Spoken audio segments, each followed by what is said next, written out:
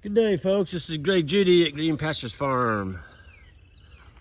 Today I am not at Green Pastures Farm. I'm actually in Georgia, and just wanted to show you this old building that they're actually moving. It's got so much history to it. Folks, that's one beam. I believe it's 38 feet long, so that tree was 38 feet, and it's a 10 by 10. I wanted to show you the nails, though. They're actually, they're moving this thing. They're jacking it up, and they're going to restore it. This farm that I'm consulting close to, anyway. Look at these nails. Those nails are made by a blacksmith. They're the old. If I can get that one out. Yeah, there's one. In other words, you couldn't go to the hardware store and buy a nail. You had to make them. That was, back in the day. And anyway, the owner of this particular building decided, I'm not gonna burn it down, I'm gonna save it. And so it's one of those labor of love kind of things. It's gonna take some work. But, when you're committed to something, look at the pillars they put on that. I mean, look at that. That's the old timers, they just had ways of doing things, and it didn't matter, they just did it.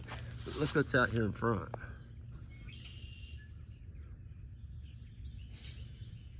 Got a 60-acre lake. I was told yesterday there's 4 to 5 alligators in there.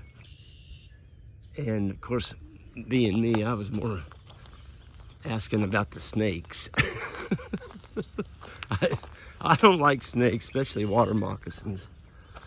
I've been in Florida working on a ranch years ago, and man, there was water moccasins all over that place. That was over by Crescent City. They had a huge lake there, and there was water moccasins. I mean, they said they don't see too many, though. Look at those jacks. I mean, that's a jack. Look at that. How many ton is that? I didn't say. A lot. You could jack, well, they're using it to jack up that house. That's amazing. I've never seen a jack that big. I mean, that is a huge, huge, huge jack.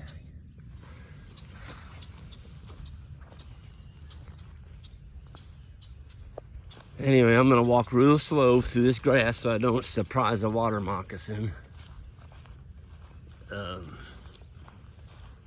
There's actually beavers in this lake. Yesterday we were back in that timber, way back in that timber. I'm talking, we're a quarter mile from the lake. And all of a sudden we heard a pow! It sounded like somebody shot a gun. And it was a beaver slapping his tail. All right, snakes, get out of the way. I'm coming. That's the thing about water moccasins. They don't run from you, they come towards you. They're one of the more aggressive, poisonous snakes. I don't see any yet. Okay, I'm safe. I'm on the wood now. It's a beautiful lake, though. It's 60 acres. I think they said they're then some 15-pound bass caught in here. Largemouth. Got a really nice setup here. They got a place here to dress their fish. They got the boats. A couple different size boats here. And this is a private lake. There's 60 acres of it. And anyway, they got I think they said a 9 or 10 inch rain here a year and a half ago, and it blew the dam out here. Blew the whole dam out. This lake was empty. And so they brought the machinery and rebuilt it. And of all things, in this corner over here, the spillway, it washed out kind of again.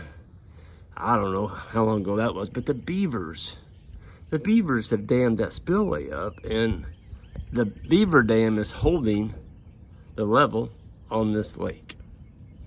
I couldn't believe it. The beavers. So, and what's funny is there's a concrete spillway over there that washed out half of it. The beavers started at the concrete spillway and brought it across to land. And it looks like an engineer did it. Them beavers made that dam exactly the same level as that concrete spillway. Looked like you took a transit and laid it out. That was a big beaver yesterday. I mean, he slapped his tail, scared the heck out of me, because we're back in that woods. You know, I'm talking deep, thick woods, a lot of pine and some oaks, and all of a sudden, kerpow! You know, like, I don't know, 50 feet from us. But there's a heron coming in. Look at him. Can y'all see that? He just landed way over yonder. You probably can't see him. Let me zero in on me. Well, now that he's landed, you can't see him. Great big old blue heron. Folks, you don't need to be thinking about blue herons as detrimental. I get that from so many people. Oh, them dang herons, you better kill them. They're gonna eat your fish. If you can't afford to give away a 4 or 5 inch fish to a heron, you got something going on upstairs in your head. That ain't good thinking. I mean, the blue heron's part of the ecosystem, folks. I like seeing them. I've got them in my ponds all the time, and I love seeing them. They're just a graceful looking bird. They walk in the water here, and then all of a sudden you see the head go plunk like that, and boy, they've got one. You know, usually it's a 3 or 4 inch bluegill or a bass or something. You can afford to give away a few fish. Anyway, I got my owner coming here, and the owner of this farm that we're working on, and I just wanted to show y'all, this is beautiful. Another part of the country. I'm not going to tell you what part of Georgia, other than we are within an hour or so of Savannah. I don't want to give the town because the guy I'm working for is kind of famous, and I don't want people, he may not want people knowing exactly where he lives. So anyway, y'all have a good one, and we'll see you next time.